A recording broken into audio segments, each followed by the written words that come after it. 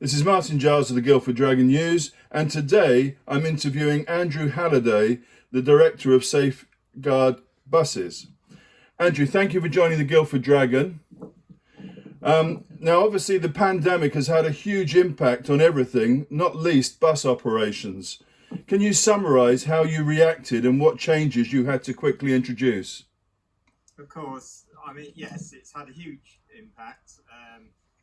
The first things we did was to introduce a much improved cleaning regime, which we've maintained throughout the whole time so far.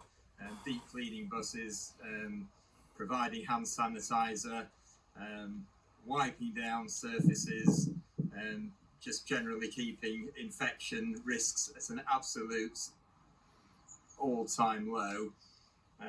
So that's what we've done on cleaning.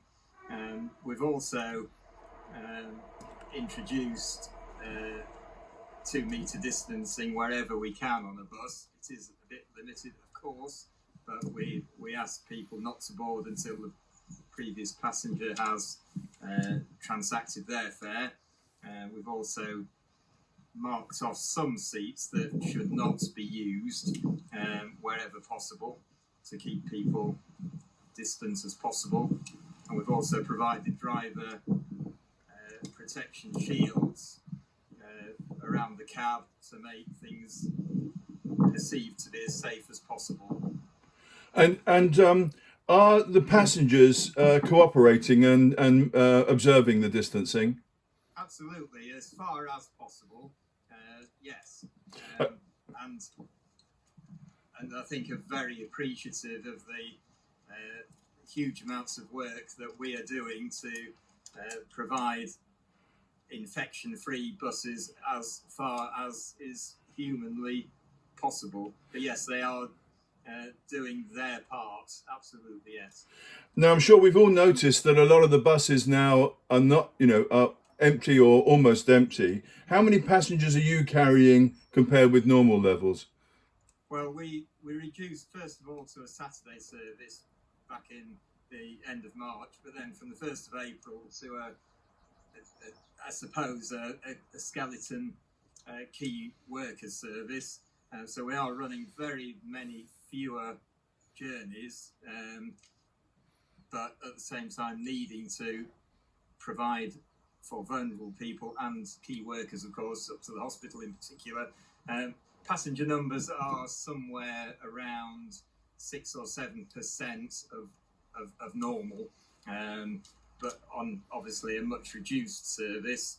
But absolutely, we are running probably 25% of the service and carrying about 7% of the passengers. So you can see that means that buses will be very much emptier than would normally be the case. But of course, we are required to carry or encouraged to carry many fewer passengers on each bus to facilitate social distancing. So it is a conundrum, and yes, you will see largely empty buses, partly for that reason. Yes, but as you say, we've got key workers who are still relying on your services, and Yes, that's yes.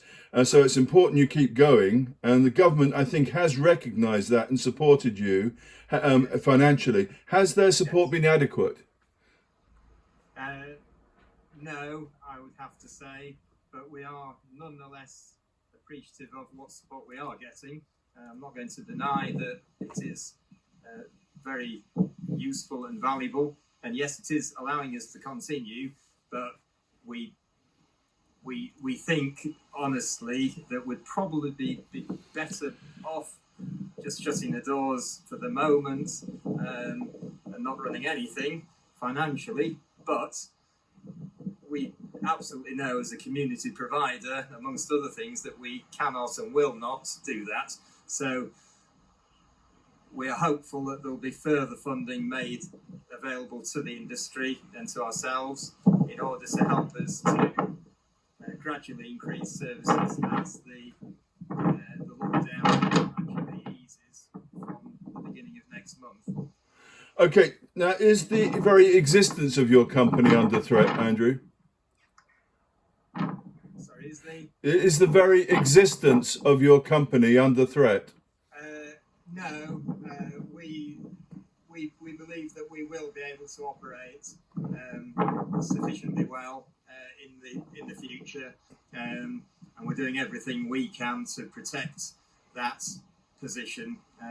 We expect that, having served Guildford for 96 years, that we will continue to do so for a while longer yet. Okay, now looking to the future, what measures do you have in mind to give passengers confidence that they can travel safely on your buses as we move into what everyone's calling the new normal? Yeah, I've mentioned many of the things we've already done and continue to do. Going forward, those measures will remain in place, and will be supplemented by using, I think, what we call the fogging machine to spray antibacterial disinfectants through the entire vehicle, and I think that would be one of the things that we will do.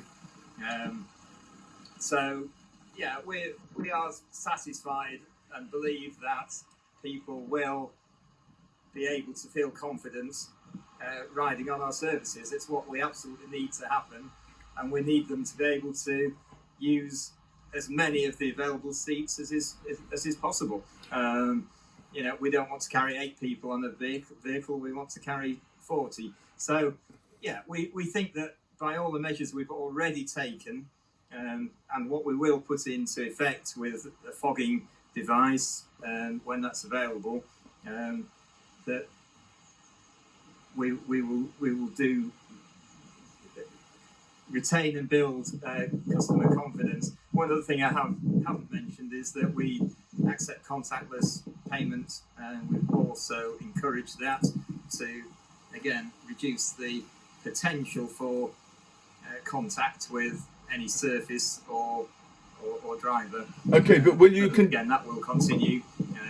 Will you still use cash? Will you still accept cash? We still accept cash, but we encourage people to use contactless payment wherever that is possible. Okay. We would never turn away someone that was unable to use a contactless card but would prefer to use cash. Okay. And what about masks? Do your drivers wear masks? And do you think that'd be a good thing to? Our drivers have been equipped with masks should they want to use them, and a head visor that effectively covers the whole of their face. We leave it up to the driver as to whether they wish to use those, but we do provide them. We also provide gloves and give them hand sanitizer, wipes and antibacterial spray, which they use both for the cab area but also for the vehicle, the passenger area of the vehicle. And as I say, we have a plastic screen that separates the driver compartment from the passengers as well, to give customers every confidence to use our services both now and in the future. Okay, and do you have a view on a regulation that requires people to wear masks if they're using public transport? Not particularly, except that if that is what is required in order to get bus services and life in general back to normal for the time being, then yes, we would encourage it if that's the right thing to do. Okay, you've got quite a wind there that's affecting the sound quality, but there's nothing you can do about it. Thank you. Right, couple more questions. Do you think government subsidies will be necessary in the medium term to help you recover? Yes, they will. As indicated, much as they are appreciated, they're still not sufficient with passenger numbers such as they are, with less people travelling and us unable to carry too many in a particular, an individual vehicle. I think yes, unfortunately, subsidies will be required for the foreseeable future until we get out of the social distancing phase. I think we hope that will be forthcoming from the government, and I believe it will be. Okay, and finally, Andrew, most agree that public transport is an important tool to help counter traffic pollution, traffic levels, global warming. this has been recognised by the government and our local councils. How can they help further other than the subsidies? Well, we're hopeful that they will give, first of all, give a message that it is safe and appropriate to travel on public transport instead of the don't use public transport message. And we hope that that can come from councils as well as central government. But in terms of councils, we are hopeful that people will take the positives, one of the positives of a dreadful crisis, to realise that actually cleaner streets and less polluted streets and less congested streets is actually a potential big win for the future, and something that maybe we could take out of this and do that by rededicating streets to pedestrians, to cyclists, and of course to buses, which are a sustainable way of running this town. So, we're hoping that councils will take immediate action before traffic levels build back up to secure the town centre as a great place to be, which I think will actually help the town centre to recover rather than the reverse. And I imagine that if North Street, for example, was bus, cyclist and pedestrian only, apart from access maybe, I think that would be a great place to start, and an absolutely fantastic improved shopping and retail experience for everybody. So I hope that some radical action would be taken very quickly on a temporary basis to start with, and we would support that. And I think the town and its people would I'm sure, equally be delighted if that was the case. And I think even retail would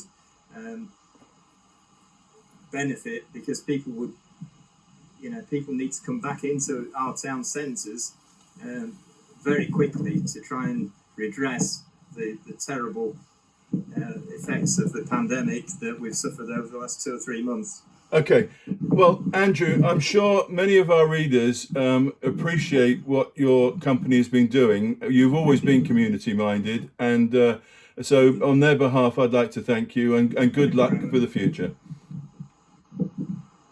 Thank you.